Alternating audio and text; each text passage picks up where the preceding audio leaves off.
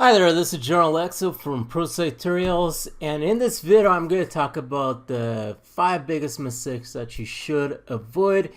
And this is based on my experience when it comes to publishing books inside of Amazon.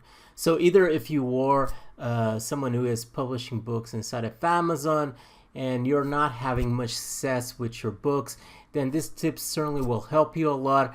Or even if you already got Self-Publishing Revolution, which is the course that I'm constantly mentioning because it's a very good course for nonfiction. It's always the one that I recommend if you want to get into this, and it's the course that I actually got and where I learned most of what I know nowadays when it comes to Kindle Publishing. So if you want to get this course, just go right below to the description from this video, click on that link so you can check out more information about this course.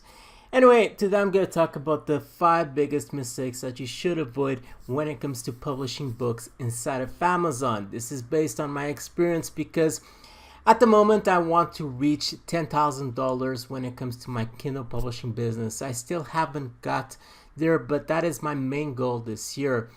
Honestly, I spent a few months that I wasn't very focused on my Kindle publishing business because I have a lot of things going on at the moment, and I still haven't got to $10,000. So that is my goal for this year when it comes to this. And recently I entered into a new niche where I started publishing books inside of that niche. And despite having a lot of knowledge from the course that I already got, and also because I'm constantly seeing information inside of the secret Facebook group belonging to this course, because you can find there inside of this Facebook group you can find a lot of good advice, and it's one of the, I would say, after you watch the course, the secret Facebook group is really something that has a lot of value because you can find a lot of information out there from publishers that are doing very well with their Kindle publishing business. So this is something that lately I've been very obsessed with in reaching $10,000 with my Kindle publishing business. I'm doing quite a fair good amount of money with my business, but I still haven't got where I want. So let's talk about the mistakes that I did with my recent books inside of Amazon, so you can learn a few things. And either if you are publishing books inside of Amazon or if you already got this course, it's a way that you can have this extra ideas into your business so you don't commit the same mistakes as I did with my latest book. So the first mistake, this is actually the book that I recently published. It still hasn't got a month. This book still doesn't have a month. It's a new release inside of Amazon. And you can see, this is where my virtual assistant made the purchases to basically exchange make the review swapping process. You can see over here. You can see that I got a fair amount of free downloads. I actually did a video about this if you are interested in getting more free downloads to your books, even though I don't consider this something that is that important. But if you want to get more, I recommend for you to watch my other video. I'm going to leave a link in the end of this video so you can easily access the other video and watch it. But you can see that this book got a good amount of free downloads, 1,000 downloads. So it gives you a good idea that this is a book that potentially will be profitable inside of Amazon, but unfortunately it wasn't. It hasn't been that profitable. Okay, I actually got, you can see over here, in this first day that it went out of the free promotion, it actually got to sales. Then the next day it didn't get any kind of sales inside of Kindle. 4 sales in the third day, also another 4 sales over here, and now it went a bit down because it's the Easter season and people aren't going to Amazon so often. So you can see that the sales went kind of down, but it was kind of disappointing.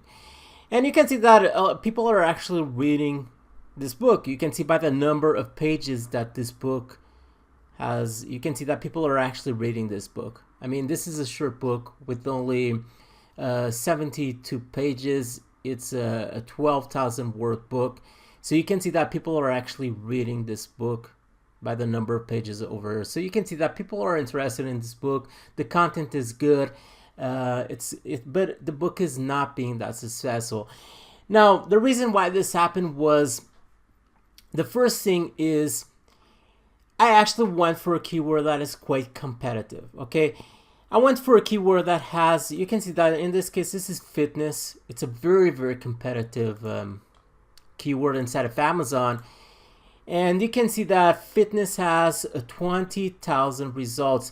But I actually went for a keyword inside of fitness, which was something that I shouldn't have done, because fitness normally is very, very competitive. It's hard for you to rank well your books inside of Amazon for fitness.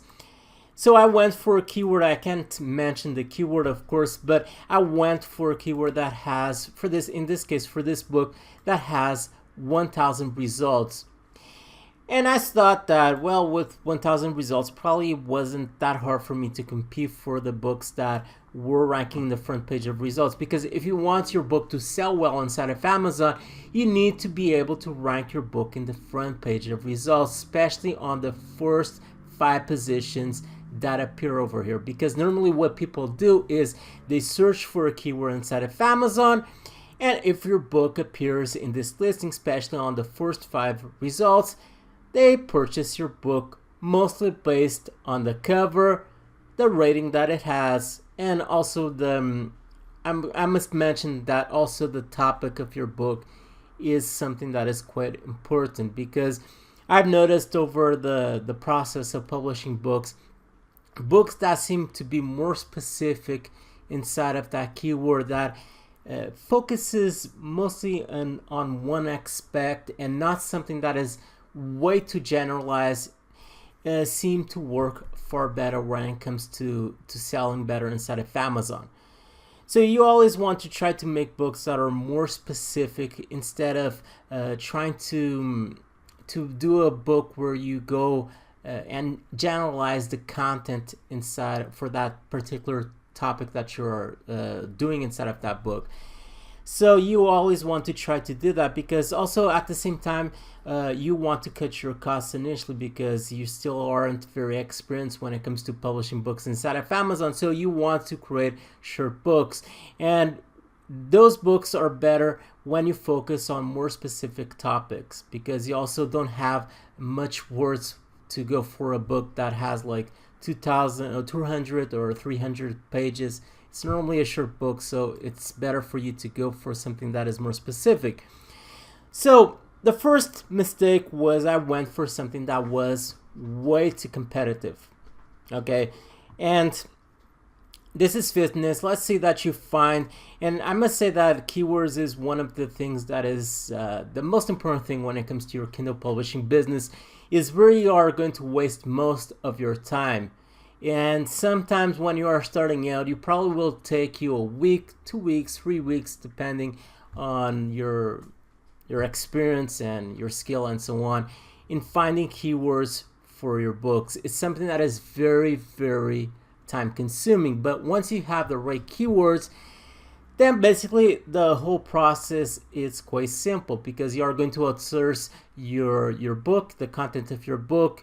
You are going to have a virtual assistant who is going to get reviews for your book, and the whole process can be pretty much outsourced. But finding good keywords is the most time consuming process, and if you get the wrong keywords, your book simply won't work well. Because even though if you get self-publishing revolution, I mean, you get a lot of content, but what happens is the course will shorten the amount of time that it takes for you to actually see with your business. Because if you didn't have that course, it probably would take you 1 year, 2 years of a lot of trial and error, of you wasting a lot of money and publishing books that simply won't profit. But with the information inside of this course, it will shorten the time a lot. But of course, you will do a couple of mistakes, as I still do a couple of mistakes with my business. And basically that is what I'm trying to explain over it. So the first thing is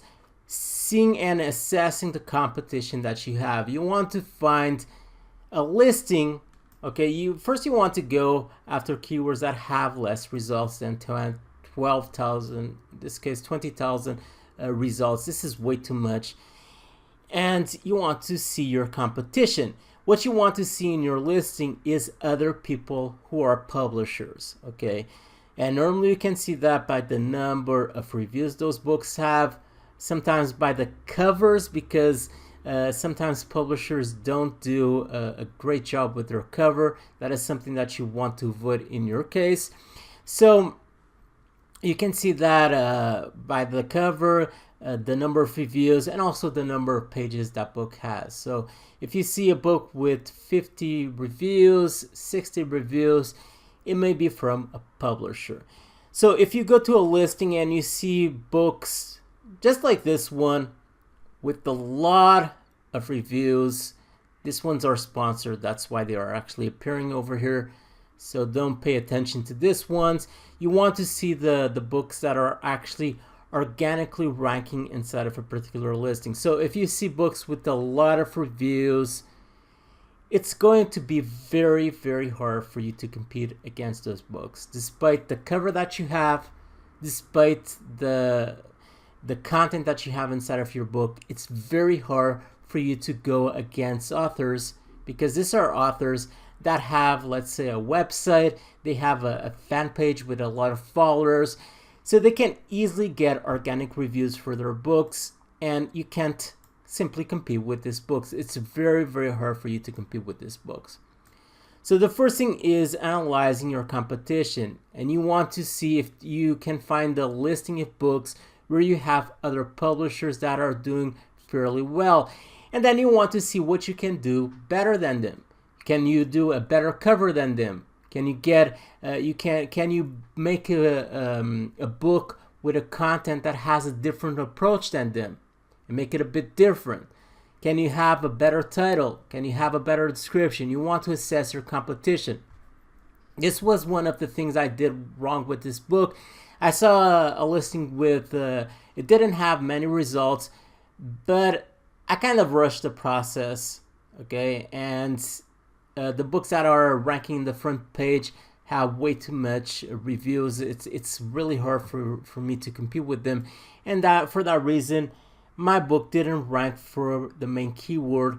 It didn't actually rank for the main keyword in the front page, and for that reason, it's not selling that well. The other thing that I want to talk about is when you publish your book, you should put yourself in place of your customer. You should think about what exactly are your customers are going to do when it comes to purchasing your book. For example, one of the problems I realized with this book is I didn't actually thought about that. I published this book because when you publish a book, you want to be you want your book to be profitable inside of Kindle, inside of CreateSpace, where you publish your book has a paperback, and also inside of ACX, where you publish your book has an audiobook. Now, what I've realized with this book is, this book is selling fairly well inside of Kindle, but later on, I realized that nobody was purchasing paperback books, and I started thinking of the reasons why nobody was purchasing paperback books. Because the book that I publish, most people are going to read them inside of their Kindle or inside of their mobile device, and people simply aren't going to walk around with their paperback book to do whatever that book is talking about. So this is something that you really want to see before you actually start publishing books. You should put yourself in place of your customers, see what exactly they would do. Would they actually, do you see your customer, for example, purchasing your paperback book and reading your paperback book? Or do you see your customers, for example, listening to your audios while they are driving a car, or while they are going to work or doing exercise or whatever? So you always want to put yourself in place of your customer and kind of see their habits before you publish a book. Because what I've realized after publishing this book is most of my customers are simply going to purchase the Kindle version of this book, and they aren't going to get the paperback book because of the several reasons related to this particular keyword, and also the content inside of my book is more appropriate for people who are going to simply read it inside of their Kindle or mobile device. So this is something also that you want to see. You want to see if it's a book that is going to be profitable in the three formats. Of course, there is always a format that is going to be more profitable than all other ones. Probably your book will sell better inside of CreateSpace, instead of Kindle, and so on. But you always want to make sure that it will be somewhat profitable in all three formats, so you can maximize the amount of profit that you are going to do with that book. For example, I'm going to give you an example here. For example, with cookbooks. I mean, cookbooks are normally profitable in the Kindle format and also in the paperback format. But I mean, are people actually going to listen to a cookbook? I guess most people are not going to listen to a cookbook. So when it comes to the audiobook, it's something that it probably won't be that profitable. The other thing is for you to always analyze results. This is something that you should do, and it's a mistake for you to not actually analyze results and to just keep publishing books after books. You should always, once you publish a book, 2 books, 3 books, you should always stop for a while and simply analyze your results so you can start seeing the mistakes that you did, and in order for you to prevent doing the same mistakes again for your next books. Because I mean, you don't want to just keep publishing books and not analyzing your results, because what happens is you probably will you will continue committing always the same mistakes, and you will waste a lot of money that way. So you always want to make sure that once you publish 1 book, 2 books, 3 books, stop for a while, stop for a week, stop for a while, and just analyze your results. See where you went wrong. Probably your covers weren't that good. Probably you published a book under a specific keyword that people for example, in my case, I realized that people weren't going to purchase my CreateSpace book because, for the reasons that I already explained, it's something that people just prefer to read it inside of their mobile device and so on. And I realized that because I actually stopped for a while and analyzed my results. So always analyze your results after publishing a few books and see where you are going wrong, so you can prevent doing the same mistake in the other books that you publish next. The other thing is about hiring a good ghostwriter, or going to a ghostwriter company and getting your books done. This is something that once you go to a ghostwriter company where you are going to order your first books, I must say that you need to be a bit annoying with them. Because if you aren't a person who, let's say that you find a good keyword, okay, you spent a week or 2 weeks finding keywords, you found a good amount of keywords, and you just want to get your first books published, you're tired of searching for keywords. And sometimes what happens is you get a bit lazy with the content for your book, and you give something that is way too generalized to your ghostwriters. And what happens is they produce content that isn't that good. If you want a ghostwriter company to provide you good quality books, you really need to be quite annoying. You need to provide a good guidelines of what exactly you want inside of your book when it comes to content. There are a few things that I always tell my ghostwriters to not add into my books, because I mean, they always have small tricks to increase the word counting without having much work. For example, I always tell my ghostwriters to not add a copywriting page, because I know that they are going to use that to count for words, so they don't need to work much in creating new content. So I always tell them to exclude that, because I can get it from another book and just copy and paste it to my new book, and I don't need them to do that. The other thing I always tell my ghostwriters is to not include because they have this habit of in the first few lines to say, thank you for downloading this book, blah blah blah. I just tell them to exclude that, because it just looks very amateur, and also it's pretty useless content. The other thing is I'm very specific about what exactly I want inside of my book. For example, I tell my ghostwriters I want you to talk about the 30 best dog tricks or tricks for dogs, whatever. So I always am very specific about the content that I want inside of my book.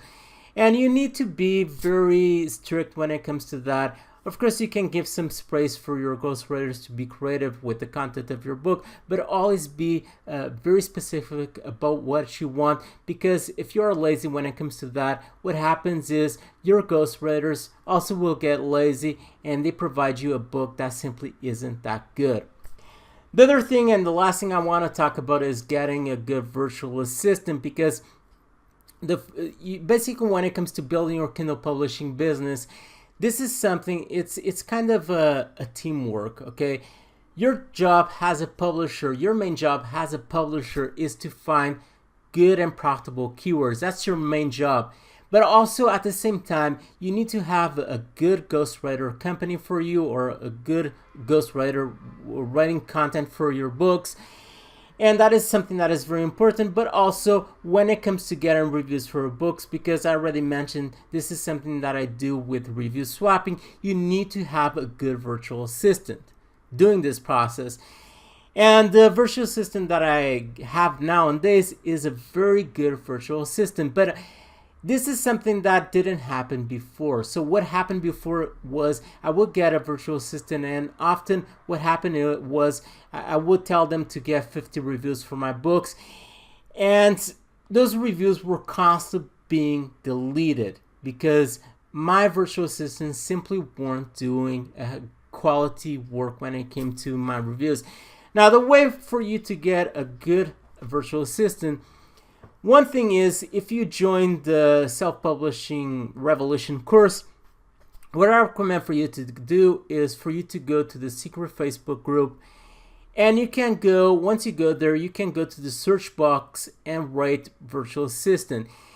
And often what you will see is you have other publishers inside of those groups mentioning specific virtual assistants that they consider good. Then what you can do is simply hire the same virtual assistants for your books, because I mean they already have been tested by other other publishers. They are known to be good, and they most likely will do a good work for you. Because if you simply go to Upwork and you just kind of randomly hire a virtual assistant, sometimes you won't get a good virtual assistant. I mean, and what happens is you won't get the number of reviews that you need, or probably your virtual assistant after a week or two will start complaining that they want their money because they have a family member sick and they need their money fast. That actually happened to me initially with one of my virtual assistants. Then what happens is you get the number of reviews that you need for your book, then they start getting deleted, then you lose rankings, people stop actually purchasing your book. So there's a lot of things that happen when you have a bad virtual assistant. So this is extremely important. You need to get a good ghostwriter and also a good virtual assistant when it comes to this, so you can have a successful Kindle publishing business. So I hope you enjoyed this video. Please subscribe and also hit the notification bell so you can receive my weekly video updates where I talk about Kindle publishing and also internet marketing and a lot more. Stay there, stay tuned with Pro Tutorials, and bye.